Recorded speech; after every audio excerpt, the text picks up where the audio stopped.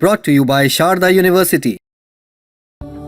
Where the software engineer meets the gifted content writer. The world comes together at Sharda University. गाड़ी चलाने की basic चीजों मसलन driving licence से लेकर पीयूसी और गाड़ी ट्रांसफर प्रोसेस में जल्द बड़ा बदलाव देखने को मिल सकता है। सड़क परिवहन मंत्रालय ने ड्राइविंग से जुड़े 4 बड़े बदलाव का प्रस्ताव दिया है। ऐसे बदलाव जो आपकी रोजमर्रा की घूमी से लेकर पीयूसी बनवाने और गाड़ी ट्रांसफर के प्रोसेस को आसान बना सकते हैं। 4 मिनट में चारों के बारे में आपको बता देते हैं। मैं नहीं मानता। ड्राइविंग लाइसेंस 50 साल की उम्र तक रिन्यू नहीं करना पड़ेगा। फिलहाल ड्राइविंग लाइसेंस की वैलिडिटी डीएल जारी होने के 20 साल या आवेदक की उम्र 40 साल पूरी होने तक रहती है, लेकिन जल्द ही 40 साल की उम्र को बढ़ाकर 50 साल तक किया जा सकता है। अगर ऐसा हुआ तो आरटीओ के चक्कर से मुक्ति मिल जाएगी।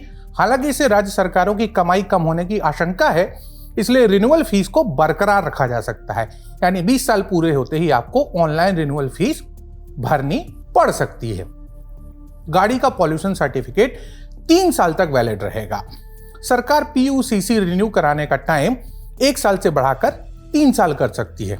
हालांकि ये व्यवस्था सिर्फ BS6 वाले निजी वाहनों के लिए होगी, माने अप्रैल 2020 के बाद के निजी वाहन इस प्रोसेस के दायरे में आएंगे। इस नियम के अंदर भी नियम है।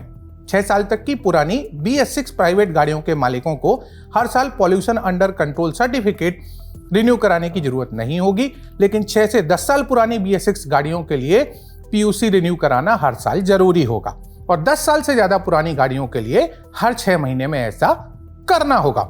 BS4 के लिए टाइम आधा रह जाएगा। मार्च 2020 के पहले बनी पुरानी BS4 प्राइवेट गाड़ी के मालिकों को शायद हर 6 महीने में अपना पीयूसीसी रिन्यू करवाना पड़ सकता है, जबकि अभी इसे साल भर में एक बार रिन्यू करवाना पड़ता है, माने वर्तमान व्यवस्था के अंतर्गत।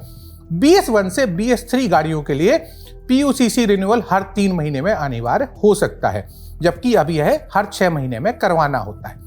आपकी जानकारी के लिए बता दें कि BS4 साल 2010 में इंडिया के 13 शहरों में लागू हुआ था।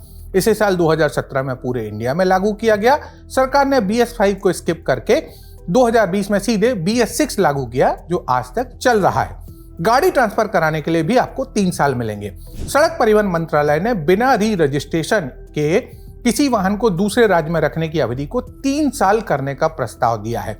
माने ट्रांसफर वाली नौकरियों और कॉन्ट्रैक्ट असाइनमेंट पर काम करने वाले लोगों की बड़ी टेंशन दूर होने वाली है।